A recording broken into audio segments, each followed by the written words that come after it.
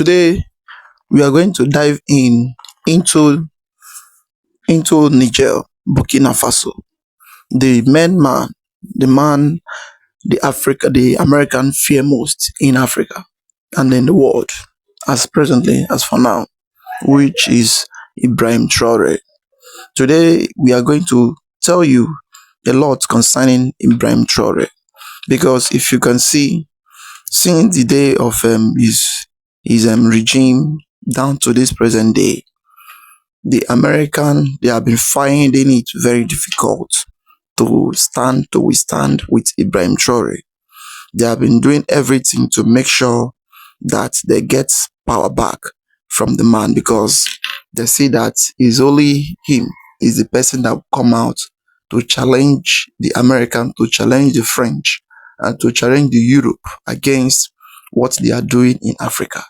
And as it is, they are confused, very, very deep confused, and they don't know what to do. Even though the America, because they thought that once they talk to this man, he will start doing whatever they tell him to do. They don't believe that he is a person that come to liberate Africa, to liberate his country, and to make sure that the whole of Africa is been working the way it's supposed to be. Because if you look around African country, although they may claim that we are independent, but we are partial independent, because they are into their foreign countries controlling the African leaders we have in Africa. So it is another thing to be told. So in this video, our brother is going to explain to us a lot of what is really going on in Burkina Faso and in Africa. And don't skip any part of it, because it is an historian. He will explain everything concerning what is really happening in Africa and the fight between Ibrahim Traoré and the fight between the French and America. So don't skip any part of it. Try to watch it to the end. So when it finishes, we'll come back to explain the lot of what happens. There's a revolution happening in this region of Africa. Between August 2020 and July 2023, the quartet of Mali, Guinea, Burkina Faso and Niger all saw their respective governments overthrown by men in uniform, hoping to bring some positive change to their countries. These coups led to Western powers getting kicked out of the African continent in an embarrassing fashion. What followed next was the creation of an alliance that has since been the source of trouble to Western leaders, especially when it comes to this tiny landlocked country known as Burkina Faso.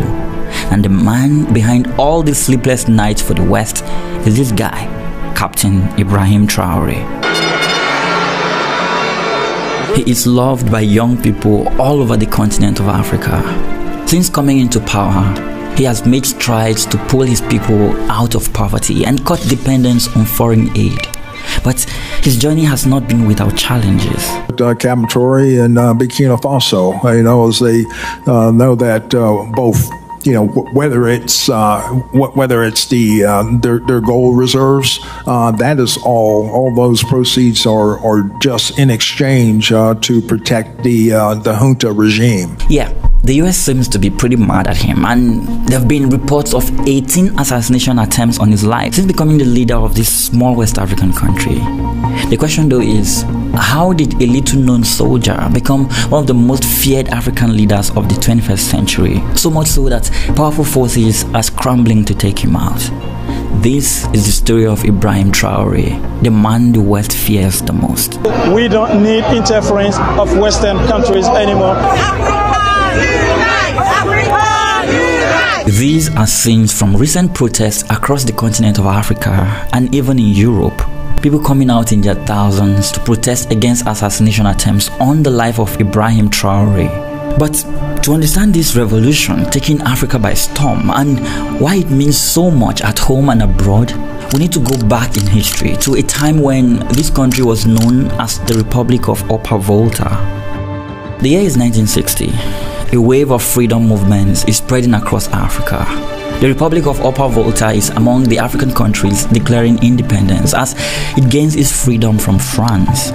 Independence activities for Upper Volta began with the arrival at Ouagadougou, the capital city, of visiting dignitaries, including officials from other countries. The French had violently oppressed the region in the late 19th century. However, by the time World War II came to an end, the French were placed under increasing pressure to give up their colonial possessions. When this freedom movement got to Upper Volta, the people could not contain their joy. Freedom at last. So, it's the late 1960s. Maurice Yamelgo becomes the first president of Upper Volta, and he immediately sets out to create real change for his people. But part of the way he does this is by making sure no one is able to oppose his rule. To consolidate his powers, Yamelgo establishes a one-party state under the Volcanic Democratic Union.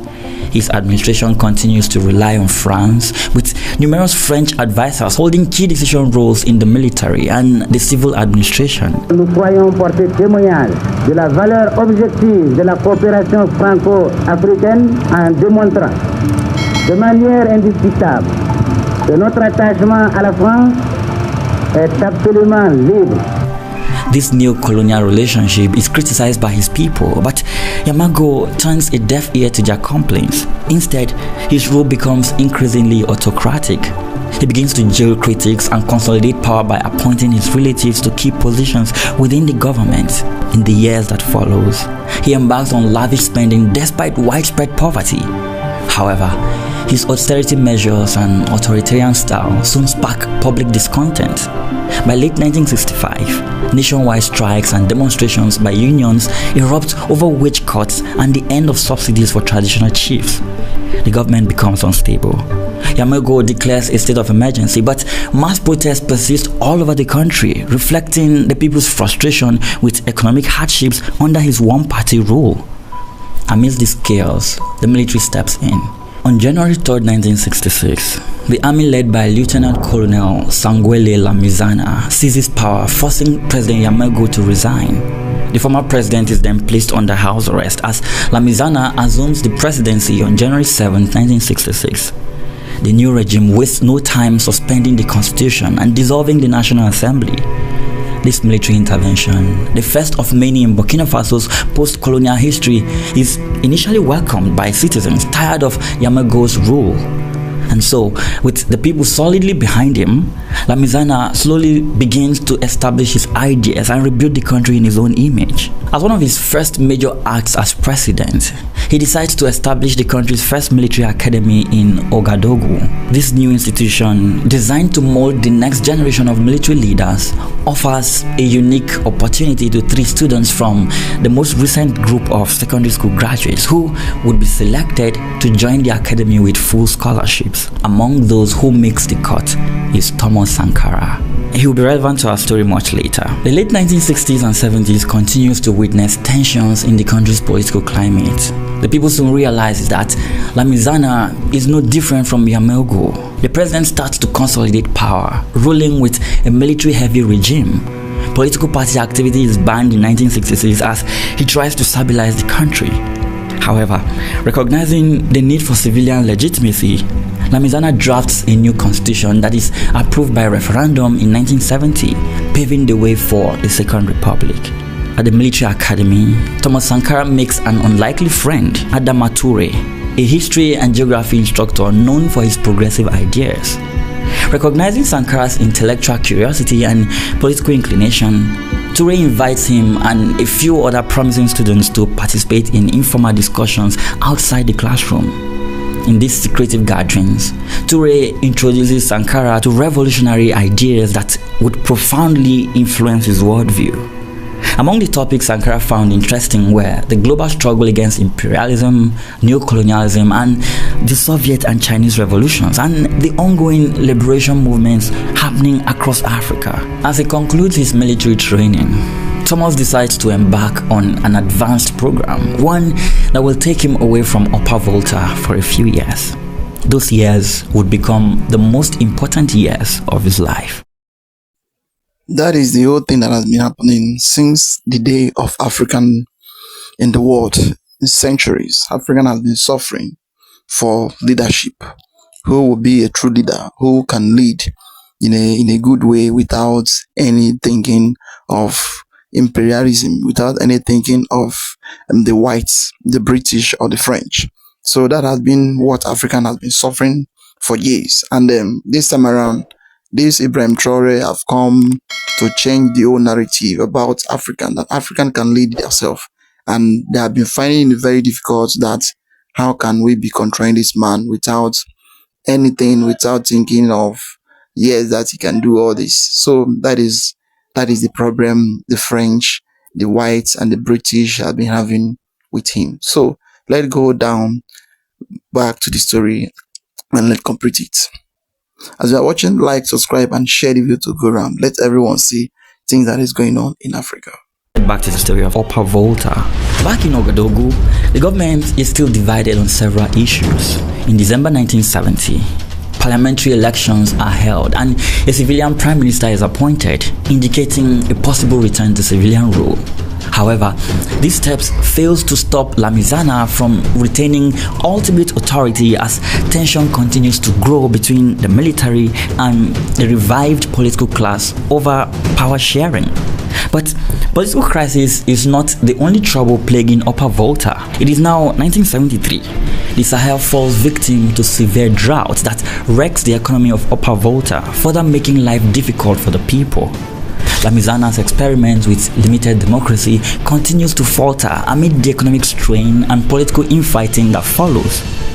On February 8, 1974, he dismisses the civilian government, dissolves the National Assembly, and again suspends the 1970 constitution he had drafted a few years ago.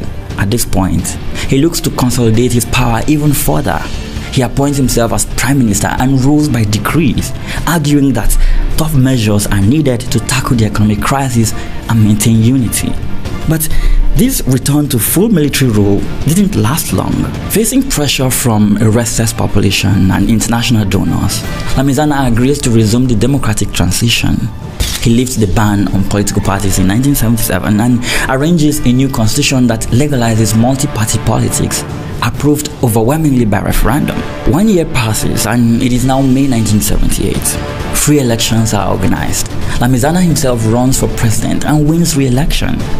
This marks the Third Republic and a brief period of civilian rule under a military leader. Yet, economic difficulties, including rising debt and unemployment and factional disputes within the ruling elite, persist, setting the stage for further turmoil. You see, while the government of Lamizana struggled to hold the country together as it moved from one scandal to another, caring so little for the people, Thomas Sankara was through with his military training in Madagascar and was now back in Upper Volta. His return would change everything. When Sankara returned to Upper Volta in October 1973, he was brimming with ideas on how the military could be a force for national development. As a second lieutenant, Sankara received several assignments. First was to train recruits in Bobo Dioulasso, a job he did so well, combining traditional military drills with civic education, that he began to attract attention within the military hierarchy. He would later be transferred to Ouagadougou in March 1974, where he was assigned to the Army's Engineering Corps, another position he used to show his skills and zeal to build a better country for the ordinary people. Soon enough, Sankara began to use his military position for social change. But the unpopular government of Lamizana soon came under intense pressure, and then the coup of 1980 happened. After 14 years in power, the military had grown tired of this man and it decided to intervene yet again. Colonels Sayo Zebo and Gabriel Some led a junta known as the Military Committee of Recovery for National Progress that took power on November 25, 1980. Zebo abolished the 1977 constitution, dissolved the parliament, and banned political parties, bringing back strict military rule. He promised to fight corruption and instill discipline within the state. However, his government failed to convince the people. It faced dissent within the army and civilians for failing to improve the economy or establish credible civilian partnerships. Although initially refusing a ministerial position, Sankara reluctantly agreed to become the Minister of Information under Zebo's government. Assuming office on September 13, 1981, Sankara immediately set himself apart from other government ministers. He abstained from privileges of office, famously cycling to work rather than using an official car. Political and social tensions would continue to escalate in Upper Volta as the government's promises of reform continued to falter. Instead, the regime took a hard stand against dissent, detaining outspoken student activists, suspending the right to strike, and arresting union leaders. Soon enough, factions began to form within the government. Sankara and other radical junior officers got involved in political activities, forming circles of reflection within the military and strategizing with students and union leaders. After months of trying and failing to influence the government positively, Sankara decided to resign. It is April 12, 1982. The young revolutionary Thomas Sankara publicly resigns his position in the government during a fiery speech at the Conference of African Ministers. With President Zebo in attendance and the event broadcast live on radio, Sankara criticizes the regime for serving the interests of a minority and delivers a powerful plea for freedom of expression. This act didn't go down well with President Zebo, and just like clockwork, Sankara is arrested and demoted and exiled to a military camp in the Dogo. The chaos and infighting within the ruling class gets worse when rivals of Zebo begin planning a coup. On November 7, 1982, soldiers led by Colonel Somayorian overthrew Zebo's regime and established a new military-led government. This guy, Jean-Baptiste Ouedraogo, becomes president. He promises to fight mismanagement and cut out waste from the government. Sankara, whose direct involvement in the coup remains unknown, finds himself in a position of power, reluctantly taking the post of prime minister. But within months, ideological differences start a rift in the ruling class, one they will not recover from. The tipping point came in May 1983 when irreconcilable differences led to Sankara's sudden arrest by men loyal to President Ouedraogo. This arrest sparks immediate protest with a large crowd demanding Sankara's release. As tensions intensify, his supporters, sensing danger to his life, begin preparing for a decisive move. On August 4, 1983, in a swift coup, Blaise Compaoré and Commander Jean-Baptiste Lingani, two officers with ties to Sankara, seized key positions in the capital, effectively toppling the government. That evening, Sankara announced the dawn of a new revolutionary era. He is now the head of state at just 33. Under the National Council of the Revolution, CNR, Thomas Sankara sets out on a mission to change the fortunes of his people. He travels across the country, listening to the stories of his people and engaging with them on a possible solution to the many ills facing the nation. In August 1984, 1 year into his rule, Sankara renames the country from Upper Volta to Burkina Faso. Haute Volta, cela ne voulait rien dire pour personne, en particulier pour nous, Burkinabés. C'est un nom qui ne nous renvoie qu'à un passé colonialiste. Par contre, Burkina Faso est un nom puisé dans le terroir même, qui a une signification dans notre langue. Qui veut dire patrie des hommes honnêtes. He launches ambitious reforms, emphasizing self-reliance and social justice, massive vaccination and literacy campaigns, tree planting projects to combat desertification, and initiatives to advance women's rights. Sankara's administration also requires officials, including himself, to open their finances to public scrutiny and cut luxury perks for the elite. These radical policies win him the love and support of his people. Soon, his influence goes beyond Burkina Faso. The country becomes known across Africa for the revolutionary leadership of Sankara. At the international front, he gives powerful speeches that resonate with other young Africans in search of honest and committed leaders for their own countries. Que notre conférence adopte la nécessité de dire clairement que nous ne pouvons pas payer la dette. Non pas dans un esprit belliqueux, belliciste. Ceci pour éviter que nous n'allions individuellement nous faire assassiner. He's not afraid to criticize the colonial powers and challenge their policies that have kept Africa poor. This wins him lots of enemies, but it also makes him a notable figure on the global stage. However, not everyone is happy to see Sankara ride so high with so much love and affection, both home and abroad. Some traditional authorities, middle-class professionals, and external powers, notably France and Ivory Coast, who felt threatened by Sankara's rhetoric and alignment with socialist states, would soon start plotting against him. You see, one of the things that set Sankara apart from other past leaders of Burkina Faso is his refusal to accept foreign aid. He instead focuses his attention on what he can control. His government spends heavily on agriculture, believing it to be the cornerstone of Burkina Faso's development. He believes that the nation's economic future depends on its ability to feed itself and improve the livelihood of its population. This bet pays off. His agricultural revolution leads to a 75% increase in cereal production between 1983 and 1986. But it is on the international stage that Sankara really threatens former colonial powers. He is wary of foreign aid that comes with strings attached and consistently refuses to seek assistance from the International Monetary Fund, fearing that its conditions would undermine his revolutionary goals. Sankara's foreign policy was also characterized by a strong commitment to Pan-Africanism. This stance earns Burkina Faso respect and new allies, but it also generates tensions with Western powers and conservative African governments, especially those with close ties to France. Amongst them are Mali, Togo, and Cote d'Ivoire. As Sankara's revolution deepens, divisions emerge within the ruling CNR. Soon enough, foreign powers are able to influence his close allies like Blaise Compaoré. Sankara, who had once trusted Compaoré, is now increasingly alienated by his former friend's growing wealth and ambitions.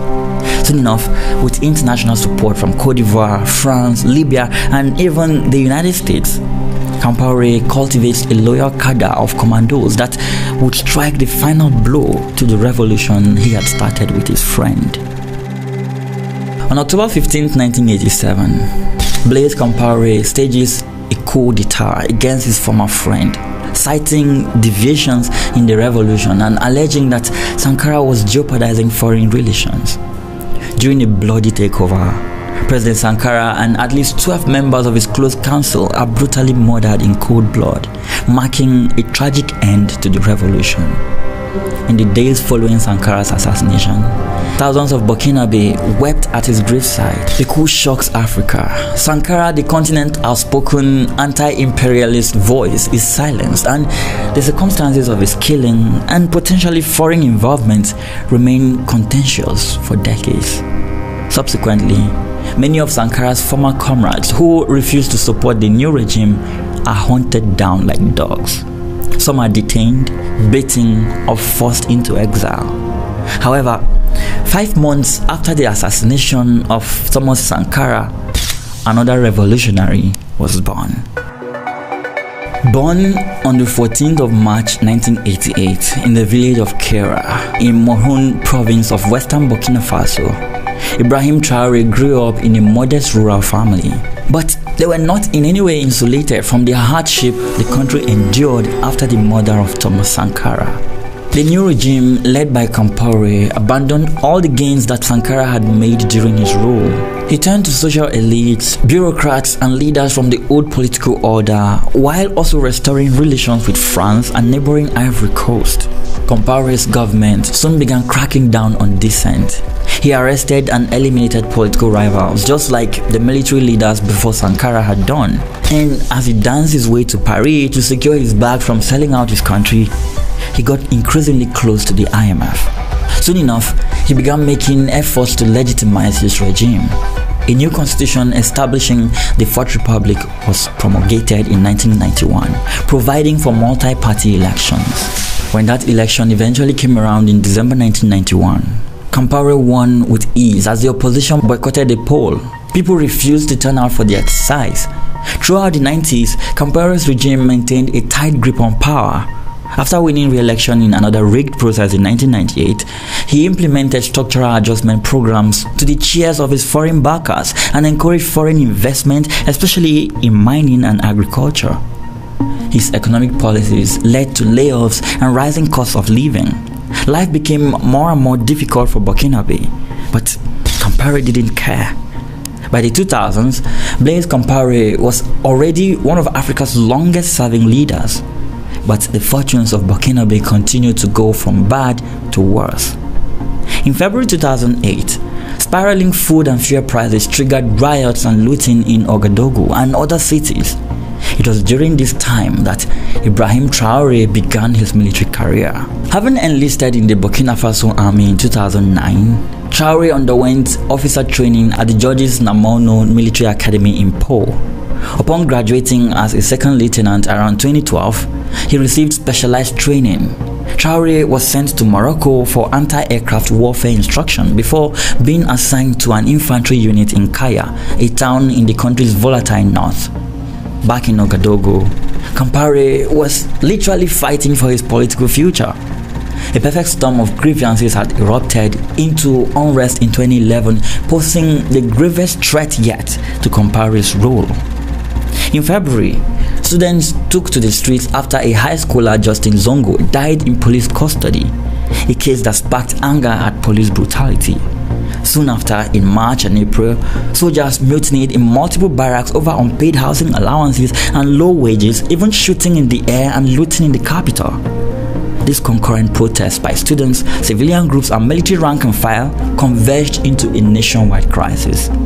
By late April 2011, gunfire is heard near the presidential palace, and Compaoré briefly flees Ouagadougou for his hometown as chaos reigns. Sensing the existential danger, Compaoré takes drastic measures. He dissolved the government and the military high command, named himself the Minister of Defense, and rolled out concessions. The government raised soldiers' pay, gave bonuses to civil servants, lowered food prices, and promised justice for the killed student. Oh, wow, this is a very shocking story. A very, very shocking story. That is how African has been ruling. Whenever anybody comes into power to change the life of people, to liberate people, to make the life of people to become well, okay, and well secure, then the next thing you see, the pre-colonial masters, and they'll start doing many things to make sure that they bring the persons down to his knee. Imagine the Kampala reign. Imagine the present, and imagine the past. How the leadership has been going from left to right, from right to left, without having any focus.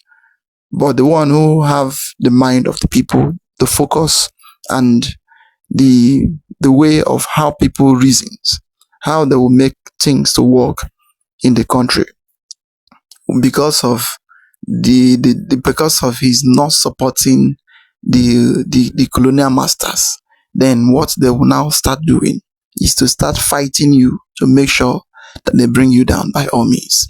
That is how the whites have been ruling Africa for centuries to date. And they don't want African to understand themselves, and they don't want any African to be liberated. They may claim that we have independence, but there is nothing like independence, because we are still into new colonialism of Africa. They are still colonizing Africa in their home, while we in Africa, we are suffering with our suffering, heavy and deeply suffering. The resources, the thing that is in our own land, they will come and they degrade it, take it and pollute everywhere and make everywhere to become polluted. The main resources, they will now take it to their own country to develop their country, and now call the African continent a shithole, nothing less than a pig or a dog. So that is how African has been since the day of colonial masters down to this present day. So the Traoré comes into the game. It is a game changer that changed everything. And since he comes into power, the French, the US, and the EU, they have not to themselves. They have been fighting him, how they will remove him by all means. But to remove him is the big problem here. And that is why the French, they are into they are into anger. So my people, I will post this video the next, and the next step will continue from where we stop. So because this video it's so long, then I say let me cut it. So and my next episode will continue from where we stop to the end, so that you will know the end of the story. So if you like the story, I would like you to comment down below and give us a thumbnail, a thumbs up, for us to know your mind, to know yes, truly you like what we do here. Through your liking and through your comment, where we benefit. And thank you for watching.